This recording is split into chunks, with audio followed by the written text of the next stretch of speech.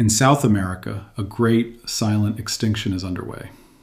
Fishermen cast their nets hoping to gather the abundant diversity of tropical rivers, but all they catch is a single species, a fish that belongs to another continent more than 8,000 kilometers away. 80% of the native fish populations in these waters have completely disappeared. There are no floating carcasses, no signs of disease. The culprit behind this tragedy is not a gigantic sea monster, but a creature present on the tables of millions of families around the world every day: tilapia. You are about to witness a shocking story about how humanity tried to solve hunger, but ended up unwittingly unleashing an ecological machine with destructive power. If you are passionate about documentaries that reveal the truth about the natural world, hit the subscribe button to the channel right now. And now, let's travel back in time to the place where this survival machine took shape. Thousands of years ago, in the great Rift Valley of East Africa, nature created an extraordinarily resilient creature. Tilapia were not born into favorable conditions. They evolved under the scorching desert sun, where freshwater lakes shrank, evaporated, and dried up time and again. To survive, this fish developed genes that push beyond normal biological limits. Modern scientific studies indicate that tilapia can survive with oxygen concentrations as low as 0.3 milligrams per liter, a level sufficient to suffocate and kill 99% of other commercial fish species. They can withstand extreme temperature ranges, thriving in everything from frigid 8 degrees Celsius waters to scorching 42 degrees Celsius pools.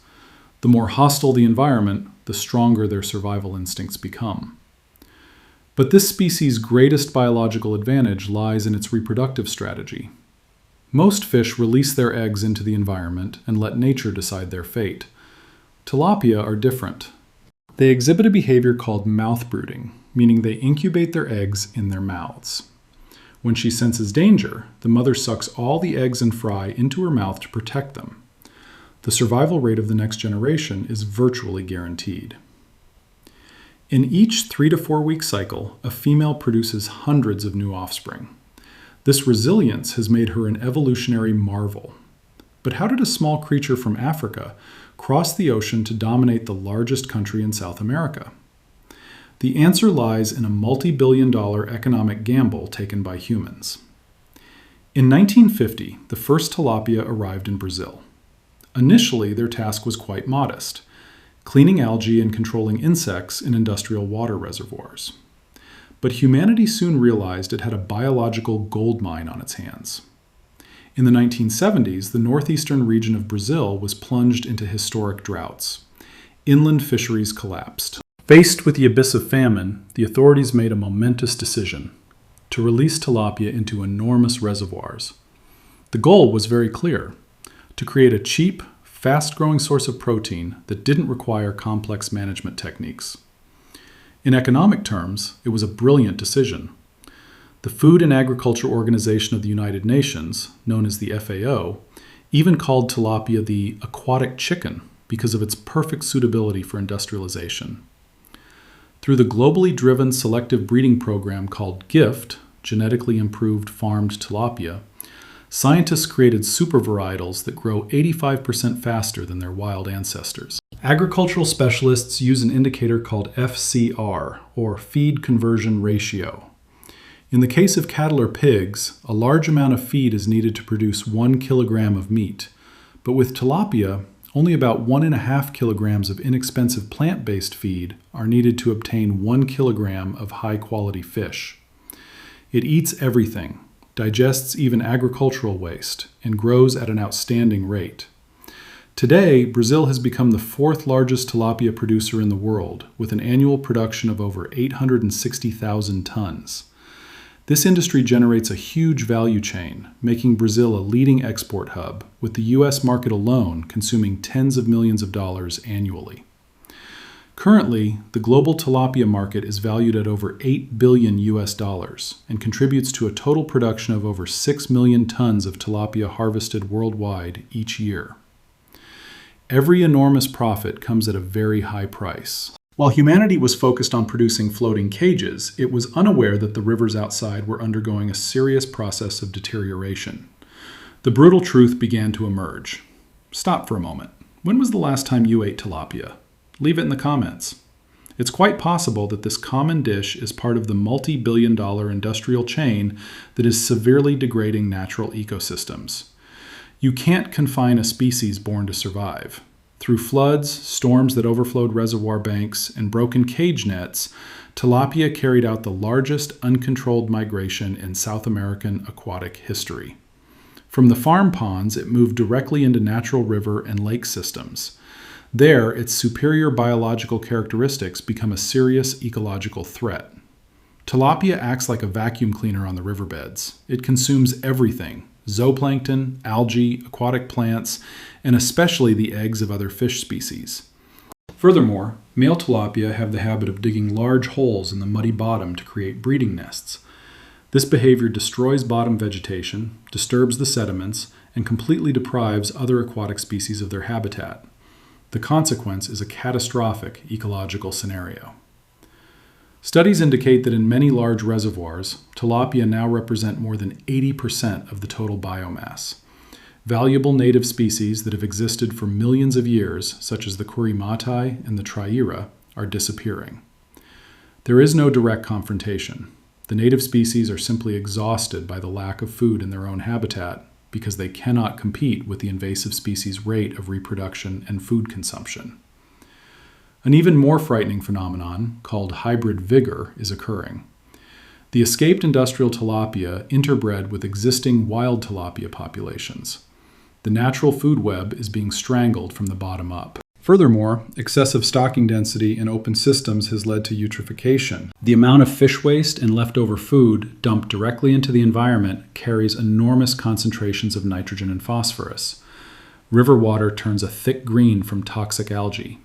When that algae dies, the decomposition process depletes the water of oxygen, creating dead zones in the middle of the continent where no native fish species can survive. If this disaster were limited to freshwater rivers, it would still be little more than a regional problem. But recently, the scientific community discovered a profoundly shocking truth. This creature has just broken through the last natural barrier. Is it moving toward the sea? Biology textbooks always draw a clear line. Freshwater fish live in rivers, and saltwater fish live in the sea. If they encounter an opposing environment, their cells either rupture or shrink due to osmotic shock. But the tilapia has completely broken that rule. Thanks to a special gill structure and a perfect osmotic pressure regulation mechanism called urohaline, tilapia have an extraordinary capacity to tolerate salt. Enormous schools began to drift downstream with the river currents and appeared in estuaries, mangroves, and coastal areas of the Atlantic. In Brazil, from the coast of Maranhão to Rio de Janeiro, people were surprised to find tilapia being released into the sea. A freshwater pond fish can withstand a salinity of up to 35 parts per thousand, equivalent to pure seawater. This is a red alert. Mangroves and estuaries are not just still waters. They are nurseries of the ocean. Thousands of species of shrimp, crabs, and marine fish depend on these brackish waters to reproduce and raise their young. The appearance of tilapia in these areas means it is consuming the eggs and fry of marine species. The entire structure of the coastal food web is being seriously threatened. And this disaster is not limited to South America. If we look at Lake Nicaragua, the largest freshwater lake in Central America, the tilapia invasion has severely reduced native emperor fish populations and destroyed the traditional fishing economy. In the state of Queensland, Australia, tilapia is listed as one of the most dangerous pest species. Possessing or transporting it, alive or dead, is a serious violation of the law.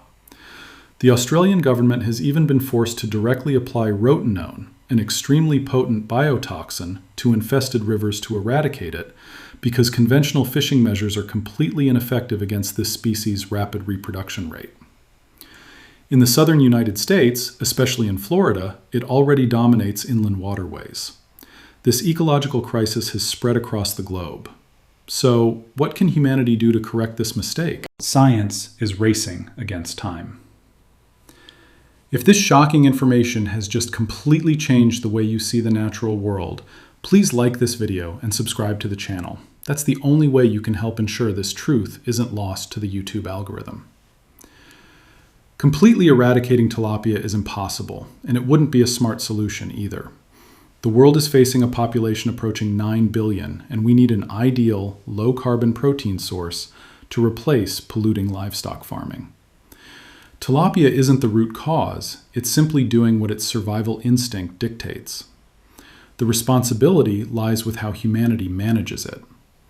Science and technology have already entered this fight with revolutionary solutions. The first is sterility biotechnology. Beyond traditional breeding methods, scientists are now applying CRISPR-E gene editing technology to create populations of super male tilapia, or those with triploid chromosomes. From a biological standpoint, these individuals are completely incapable of reproducing. If they accidentally reach the wild, they only survive to the end of their life cycle without being able to generate a new generation. This is the key technological solution to curb the spread of invasive populations. The second is the transition to closed RAS, recirculating aquaculture systems, and biofloc technology. Instead of using floating cages in natural rivers, which involve many ecological risks, the most advanced countries are moving towards land-based aquaculture complexes. These systems reuse 99% of the water. Beneficial microorganisms break down waste and transform it into aquacult. Tilapia is a protein-rich food source for fish. The natural environment is completely protected from external impacts. Furthermore, artificial intelligence (AI) technology and underwater sensor systems are being integrated to automatically control oxygen levels and precisely measure the amount of feed needed, completely eliminating the risk of water pollution. The only challenge is the cost. Modernizing the systems requires a huge investment that not all farmers can afford.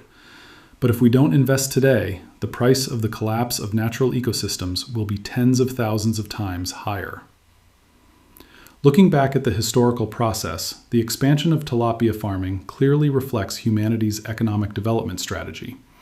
We have crossed natural geographical boundaries and distributed a creature native to Africa across the globe to solve the problem of food security. However, the natural world always operates under strict laws of balance. The 80% reduction in native species populations is clear proof of this. Any uncontrolled intervention in the natural food chain can lead to consequences that are very difficult to reverse. On the one hand, this species provides an essential, low-cost source of protein for billions of people. On the other hand, it is silently creating enormous survival pressure on many other ecosystems.